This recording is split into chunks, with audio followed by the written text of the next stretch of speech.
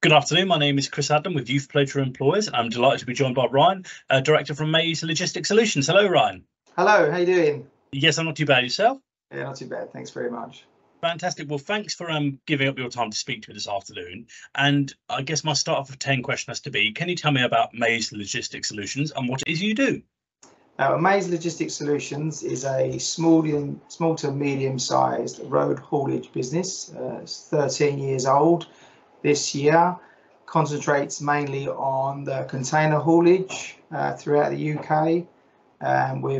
Gets involved in some of the pallets movements as well, but majority of our stuff is for container business. So. Fantastic. I know it's never easy when you ask someone what the business does to concisely answer it and stuff. So that was a brilliant answer. Thank you for that. And if you sort of had to talk to me about some of the kind of clients you work with, so I'm not asking for names and ask that. I'm sort of saying, like, what kind of clients work with you and what kind of different services do you provide to them? Okay, well, the client portfolio is based around sort of three major groups. So we have shipping lines, which are the people that own the companies that own the vessels and the actual containers themselves, and they will be able to give us business directly from their workload. We sometimes do contract work for what they call freight forwarders, which are the people that manage the freight inside the container. So they will use the shipping line for the vessel movements or the hiring of the container, but they'll book the haulage directly with us, and that's known as merchant haulage. And then we also deal directly with the importer. So these are the people that own the cargo, and they organise their own shipments into the UK and around the UK. They organise their own haulage. So there's three kind of elements to the customer base that we operate with. Their requests to us are pretty simple. They're looking for a contractor that can move their container or cargo or both from the UK inland port. So whether that's Southampton, Thamesport, Tilbury, London Gateway, Bristol, Felixstowe, wherever it may be, they're looking for someone to collect that container or those goods from those locations and deliver them to a specific delivery location somewhere in the UK. And then that will get stored in the warehouse there for distribution out to shop fronts or households from that point. That's really interesting and a really concise breakdown as well. And what kind of teams and people do you have within Mays, to facilitate all of the different parts you said there? And I don't know if you want to maybe sort of, give me an example of maybe someone putting in a request through one of those channels that you just said. Yeah, I could follow the roadmap really of how that works. So initially it would start off from a development sales perspective. So we have development managers and sales managers and teams of people that work in those departments, and their role is to go and identify potential customers that may need the services that we provide and offer them competitive rates so that we attract their business and then we can move their cargo for them. Once we've secured that customer and that's moved in through the development and the sales stage, that gets taken over by our customer service team. So the customer service team will then deal with the more detailed parts of that booking. So they'll take the information on for that particular piece of cargo, when they would like it delivered, where they would like it delivered, and they put all that data into our system so that it's visible for the rest of the business to see and perform. They'll keep in contact with that customer throughout the process, and that's their port of call. Once the booking's been put into our operating system, it moves over to our planning team. And what the planning team does is that look at all the jobs that we may be moving in that day, week, month, and they'll plan it according to the vehicles that we have available throughout the UK. The idea of that is to be the most efficient plan that we can be, both for the business perspective, the environmental perspective, the driver perspective, and obviously what the customer's looking for from its supplier. Once the planning team's finished their plan, it gets pushed over to the operations department. So the operations team then execute that plan. So they're the team that deal with the drivers of the vehicles, telling them where to go, when to be there, what route to take, what dock it's coming from, to give them the PIN numbers and their VBS numbers and where they're parking that night and how secure their parking is. And then from there, once the job's been completed, it then goes into our finance team, who then raise the invoice to the customer, chase the payment from that movement from the customer.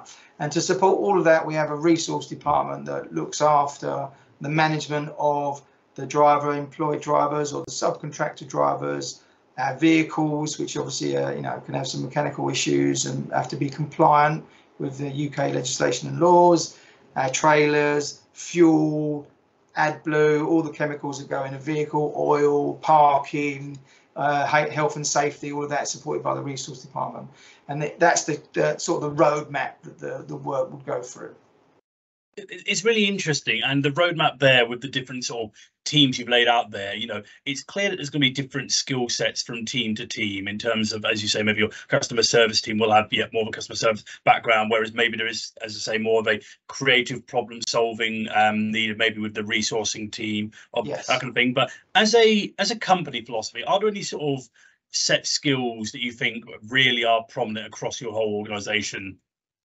Absolutely, yeah. I think in the road haulage business, it's the same job but different every day, and it may sound a bit confusing, but we have the task is the same, where we have to deliver the cargo from point A to point B and then return that, in this example, container haulage, return that empty container back to point A or another point, depending on where the owner of the container wants it to go to. So that remains the same, but all the other parts that build up into that, how we accept the booking, how that booking goes into the system, what happens en route, whether there's delays or accidents or issues en route, whether there's an issue at the port, where they've had the situation where they have to close the port down, or we get on site and there's a situation on site. There's all these different elements that get thrown into the mixing pot throughout the day. So it's where it's continually developing and evolving on the day. So the flexibility is probably the strongest word in terms of characteristic that I'd use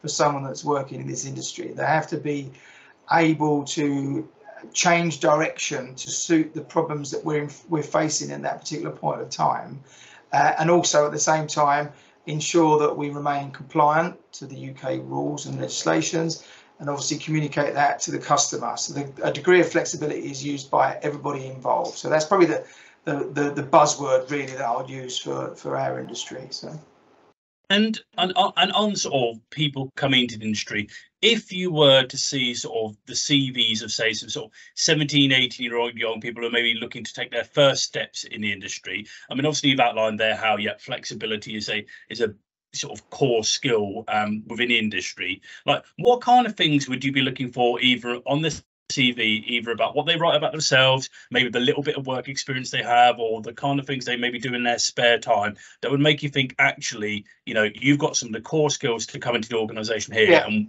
we can train you up in the rest? Yeah, I think from an employer, when you read a CV or you have an interview with someone that they may be interested in the position you have, it's really, you're trying to get a sense from that document or from that interview is what are they looking to achieve in their life? Where's their goal? What are they aiming for? How driven are they? Is it a case of that they want to come in and they want to learn all the skills they can possibly, like a sponge, soak up all the information that they can soak up to better develop their understanding of the industry that they're in, and those skills may be transferable to other industries across the globe, or they may be specific to road haulage. But it's really that desire to understand the role or the industry that they're in to the greatest depth, so they can use that desire and that information to better progress in their career. I think because it's a very team-driven business where there's different departments and each department has different teams, it's being able to be confident in that environment, to have that team mentality where they're willing to listen to those that have been doing the job for as long as they have, and all the expertise those people bring, absorbing that expertise, but be confident enough to be asked the questions. There's nothing worse reading the CV or having an interview with someone where you see that they'll be too concerned about the questions they may be asking, and therefore decide not to ask them. And I've always said to everybody that works for our business is, I'd much prefer someone to ask constant questions throughout their career to better understand what we're trying to achieve, than just sit there quietly and unconfidently and then just feel like they're not contributing to what we're trying to achieve in our daily, weekly, monthly process. So for me, it's about the flexibility is important, as I said earlier, the confidence to be, to ask those questions. And then when you ask those questions, absorb that information as much as you can, and then transfer that into the daily tasks that you've been asked to complete. So that's important for me. So. That's a brilliant piece of advice, and it leads me on to my next question, actually. And as you said, you mentioned there about the ability to ask questions, and to constantly want to sort of better yourself, and as you say, get better knowledge. And going back to earlier when you talked about there being no 2 days that are really completely the same. Yes. I know there's no such thing as a typical day. Throwing that out there right away, it doesn't exist in any industry or anywhere. But within Maze Logistic Solutions, what do the good days look like, and what do the challenging days look like? I think, I suppose a good day is where the business is busy. As a director of a company, my aspiration is that the business continually remains busy throughout its whole calendar year, and the resources being maximised, and we're doing that efficiently, so that at the end of the result, from a financial perspective, the business has made the profit margins it's looking to make through that career and meet its budgetary requirements. And that would be the perfect scenario. And in terms of an easy day, that would mean that when all the bookings come into our system and there's no road traffic accidents, or all roads are open and the ports are working perfectly, and drivers arrive to their delivery points on time for every delivery, and every container or trailer gets unloaded really quickly, and the truck gets back to its operating centre without any problems, and that would be the perfect scenario to the day. That's very rarely does it happen in any industry, I'm sure, not just in road haulage, but and in sort of a more critical sense, when things go terribly wrong, a big bottleneck for the UK's supply industry is obviously our port structure.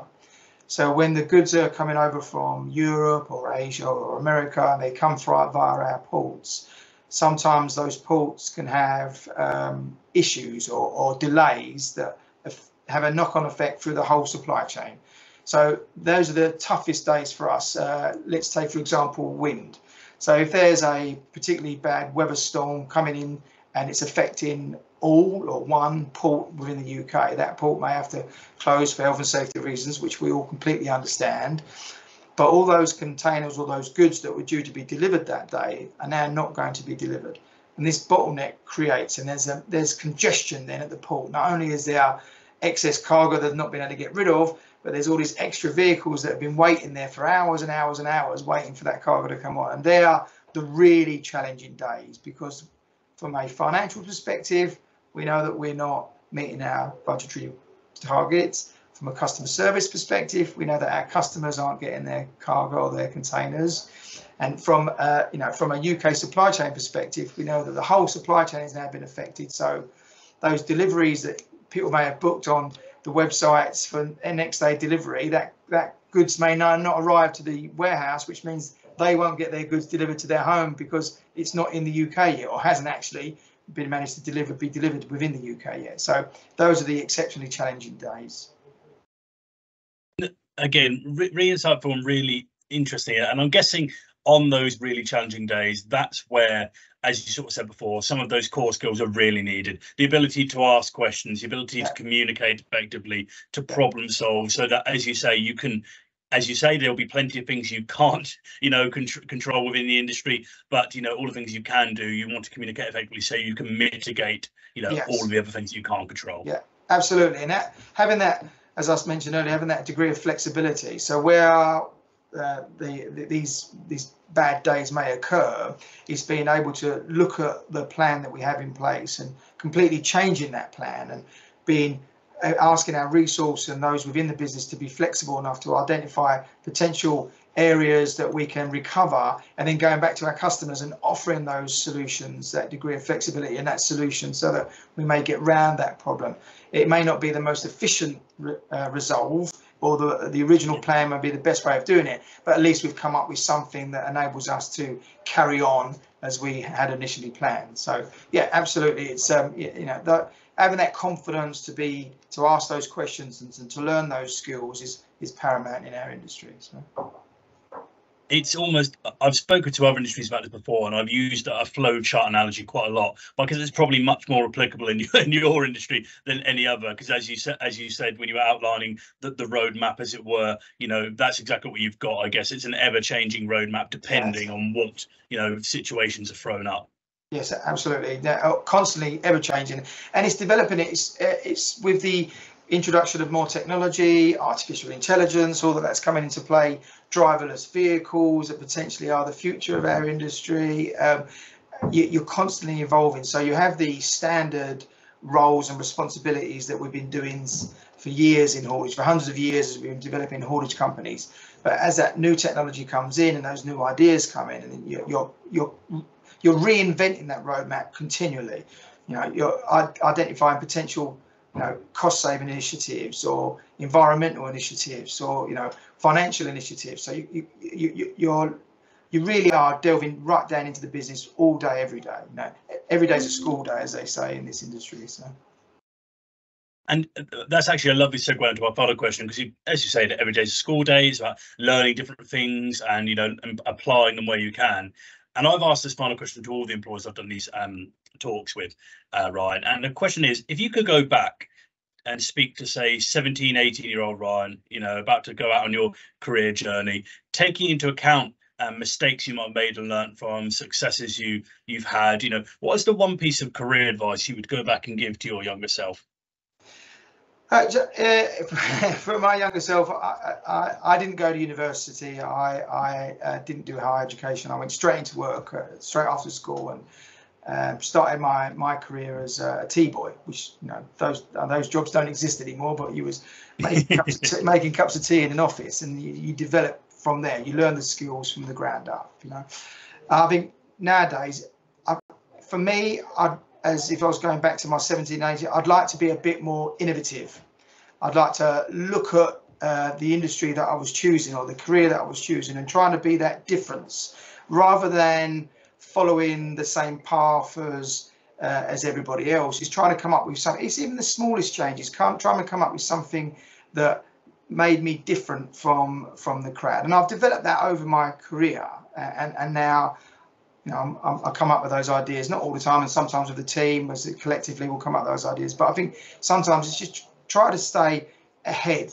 Try to fill your brain with as much knowledge as you can to try and help you be a bit more innovative in your approach to the way that the industry you've chosen currently does it, and what you can offer them to make it that little bit better. I think that would be the advice that I'd give myself.